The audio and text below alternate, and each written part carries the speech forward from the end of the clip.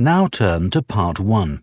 You will hear a telephone conversation between a travel consultant and a customer. First, you have some time to look at questions 1 to 4.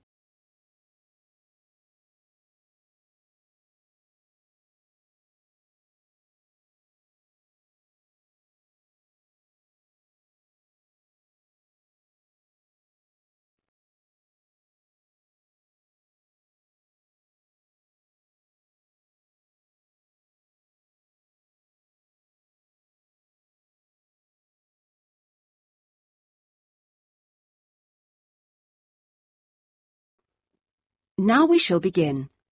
You should answer the questions as you listen because you will not hear the recording a second time. Listen carefully and answer questions 1 to 4. Good afternoon, Dreamtime Travel. How can I help you? Oh, hello. I'm interested in the holidays you offer along the coast near here. Yes, we operate several tours up the coast. Where in particular did you want to go? Well, I like the sound of the holiday that mentioned whales. Was it, whale watching? Oh, that's our Whale Watch experience. It's very popular, and it's based in a lovely little town with nice beaches. Oh, right. And how long does it last? It's 2 days. That includes 4 hours travel time each way from here. Good. I don't want to be away any longer than that. So, is that by coach? Actually, it's by minibus. We like to keep those tours small and personal, so we don't take a whole coachload of people. In fact, we only take up to 15 people on this tour, although we do run it with just 12 or 13. Oh, right. So, do you run these tours often?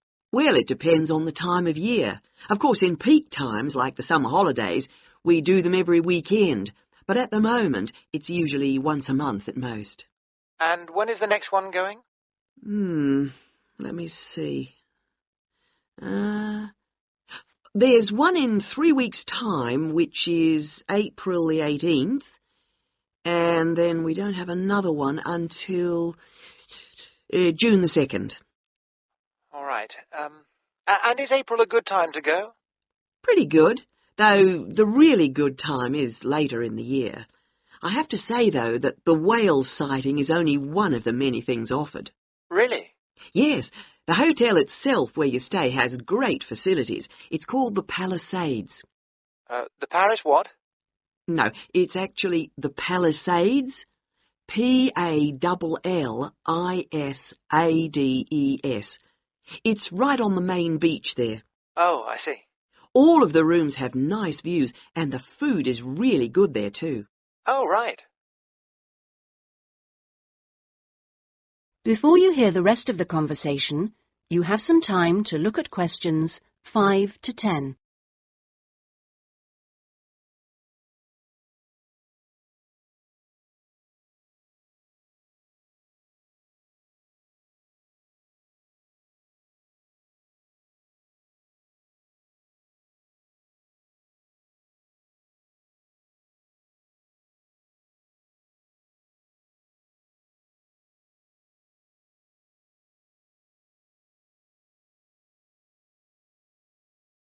Now listen and answer questions 5 to 10.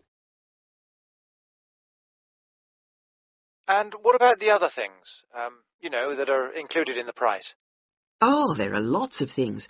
If you don't want to do the Whale Watch cruise, your guide will take anyone who is interested either on a bushwalk through the national park near the hotel, and there's no extra charge for that, or on a fishing trip. That's an extra $12, I think. And there's also a reptile park in town. That costs more or less the same. No, I think I'd prefer whales to snakes. Yeah. And if you just want to relax, you're free to sit by the hotel pool or go down the beach. Oh, and they also have tennis courts at the hotel, but you have to pay for those by the hour. But there are table tennis tables downstairs, and they're part of the accommodation package. Just speak to your guide. Well, that sounds good. So how much is the basic tour price? At this time of year, it's usually around $300, but let me check. It's actually $280. And the next tour, are there any places on that one? How many people is it for? There are 2 of us. Yes, that should be fine. Can I just mention that we require all bookings to be made at least 14 days before you travel to avoid cancellations of tours? And if you cancel within 7 days of departure, you will have to pay 50% of your total booking. Okay. And you also need to pay a 20% deposit at the time of booking. Can I pay that by credit card? Yes, you can. All right. What I'll do is I'll talk to my partner and get back to you. Fine. So I'll make a provisional booking, shall I? 2 for the whale watch experience. Let me issue you with a customer reference number for when you call back. Do you have a pen? Yes. OK. It's 39745T. That's T for Tango. When you call back, ask to speak to the tour manager. That's me, Tracy. Fine, I will. That is the end of Part 1. You now have 30 seconds to check your answers to Part 1.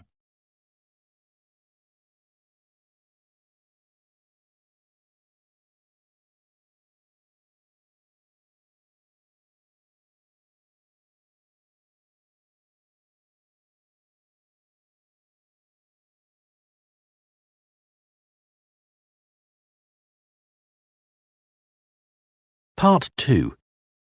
You will hear a radio program giving parents advice about buying cots for their babies to sleep in. First, you have some time to look at questions 11 to 17.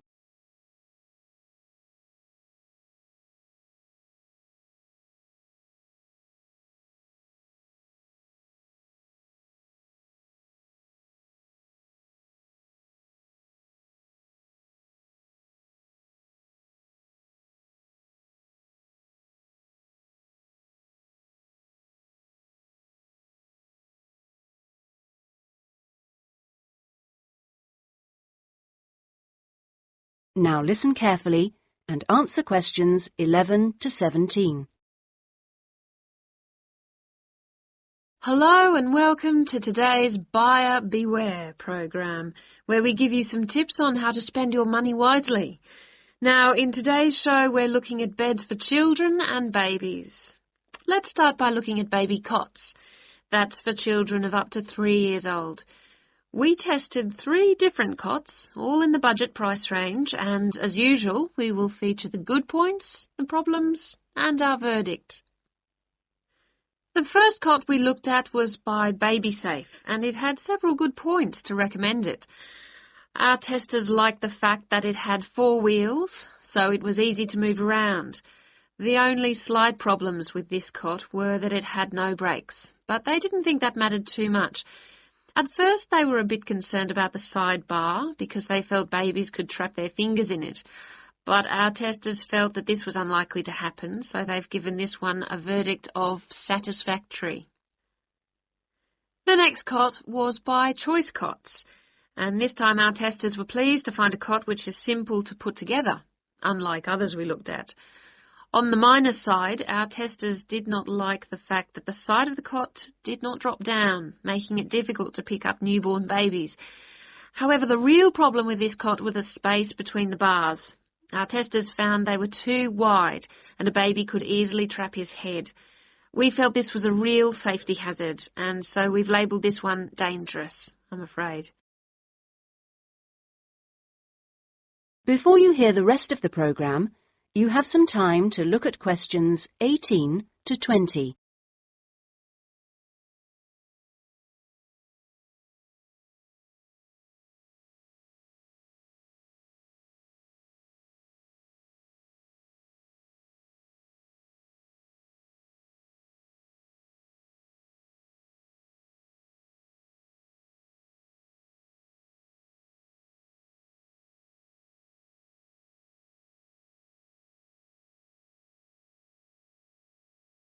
Now listen and answer questions 18 to 20. And finally, better news for the Mother's Choice cot. This cot was slightly different in that although the sidebar did not drop down, the base could be raised or lowered into two different positions, making it safe as well as convenient. The negatives for this one were quite minor. The only niggle everyone had was the fact that it has no wheels, and the only other problem anyone could find was that there were pictures, which were simply stuck on and so could easily become detached. The makers have now promised to discontinue this practice. As this cot will then be safe in every way, we have made the Mother's Choice cot our best buy. Congratulations, Mother's Choice. So what features should you look for in a baby's cot? Well, obviously, safety is a very important factor, as well as comfort and convenience. We recommend that if you are buying a cot, do make sure that any metal present is not rusted or bent in any way. You should ensure your cot has only rounded or smooth edging without any sharp edges. This is especially important for wooden cots. And now, on to beds for toddlers. That is the end of Part 2. You now have 30 seconds to check your answers to Part 2.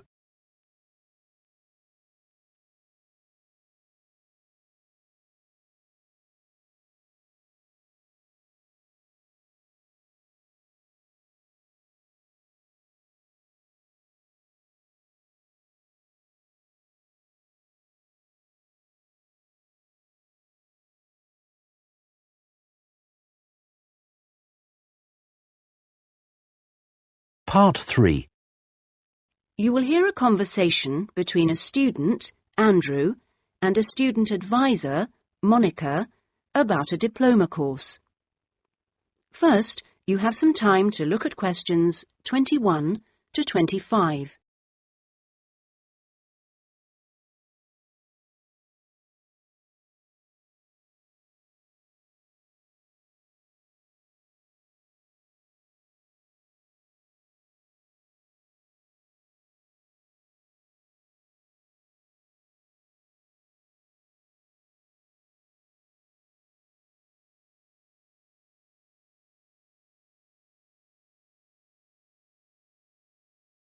Now listen carefully and answer questions 21 to 25.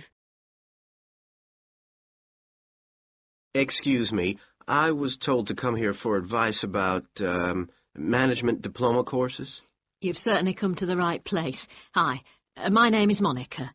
Nice to meet you. My name is Andrew Harris.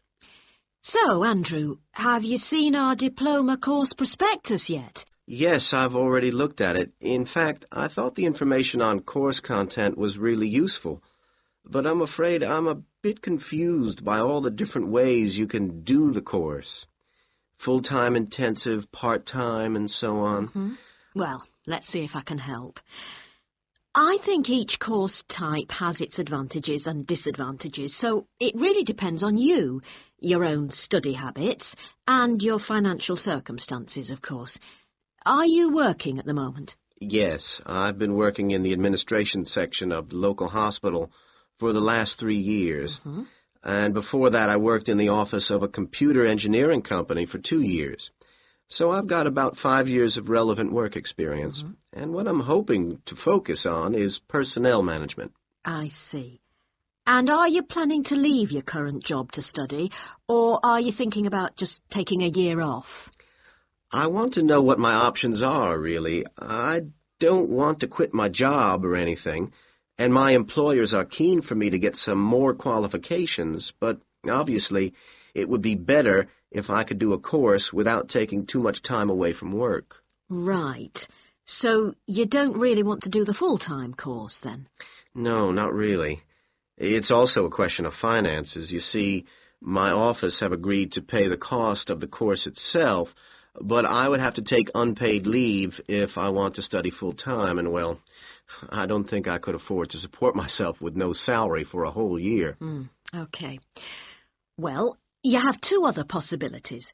You could either do the part-time course, that would be over 2 years, and you wouldn't have to take any time off work, or you could do what we call a modular course. You could do that in 18 months if you wanted, or longer.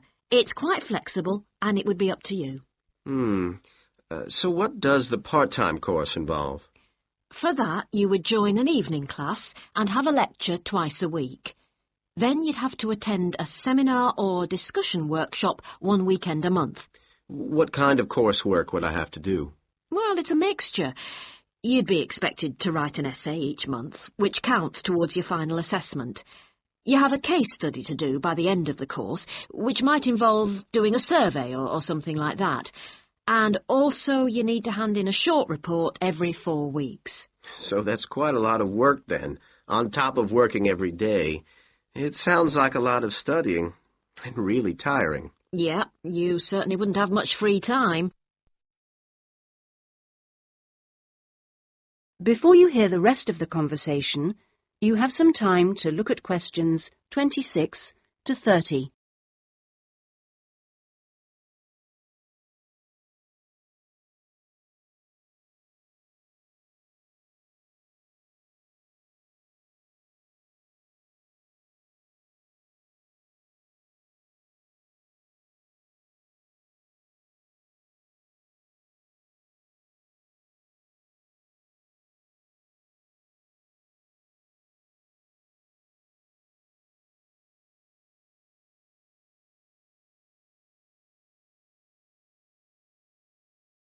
Now listen and answer questions 26 to 30.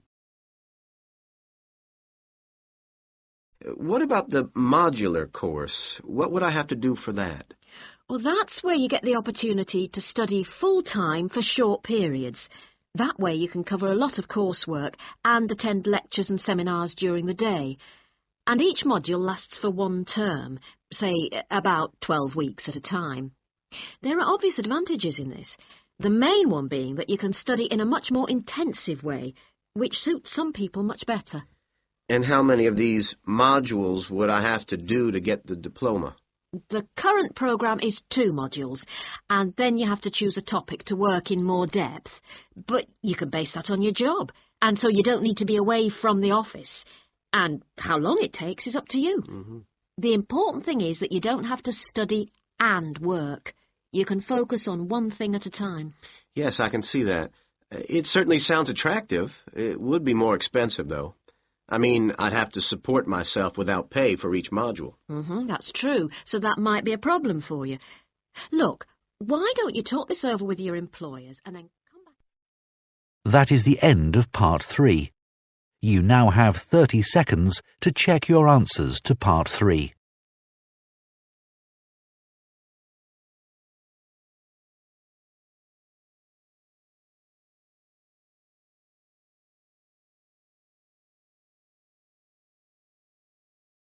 Part 4. You will hear part of a lecture given by an economist about North American women's attitude to money and saving. First, you have some time to look at questions 31 to 40.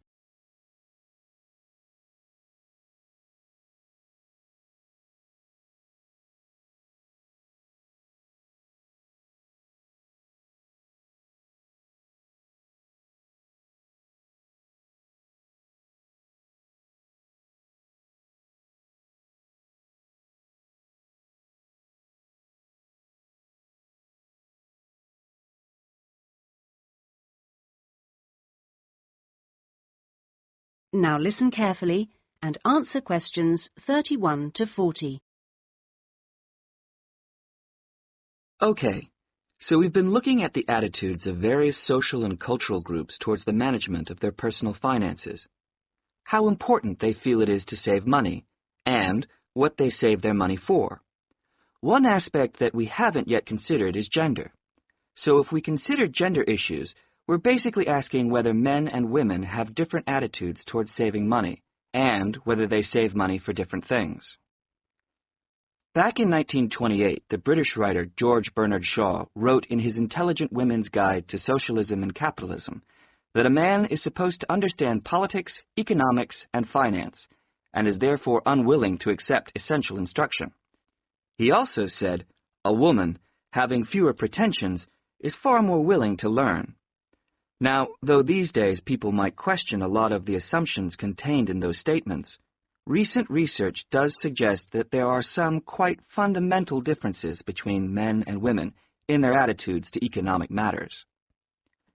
Let's look at what men and women actually save for. Research studies of women in North America have found that women are far more likely to save for their children's education, and they are also more likely to save up in order to buy a house one day.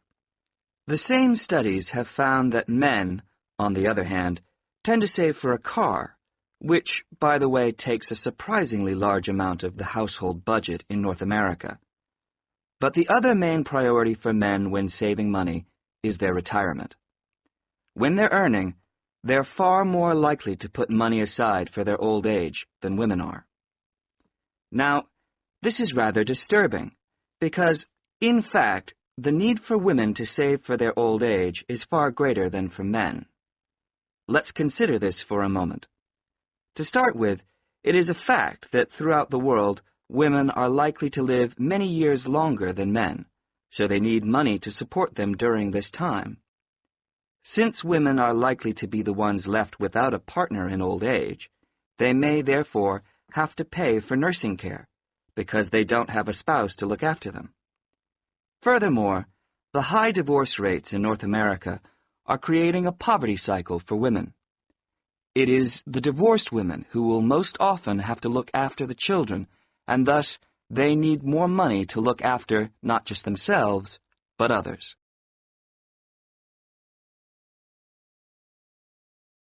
So what can be done about this situation? The population in North America is likely to contain an increasing number of elderly women. The research indicates that at present, for women, it takes a crisis to make them think about their future financial situation. But of course, this is the very worst time for anyone to make important decisions. Women today need to look ahead, think ahead, not wait until they're under pressure. Even women in their early 20s need to think about pensions, for example, and with increasing numbers of women in professional positions, there are signs that this is beginning to happen. Then research also suggests that women avoid dealing effectively with their economic situation because of a lack of confidence.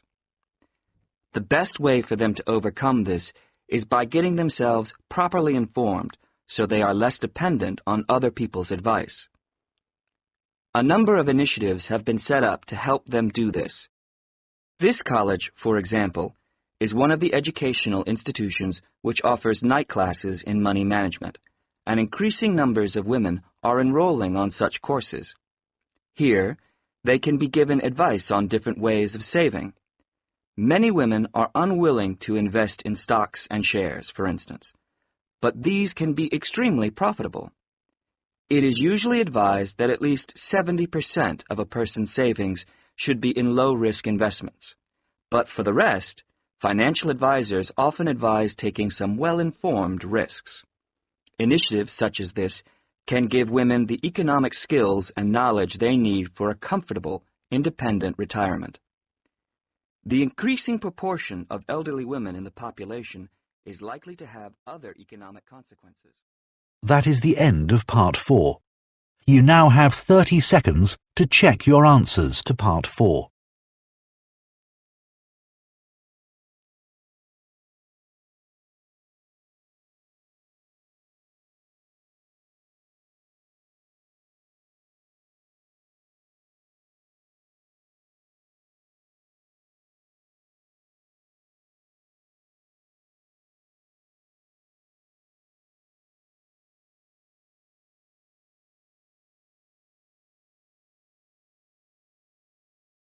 That is the end of the listening test.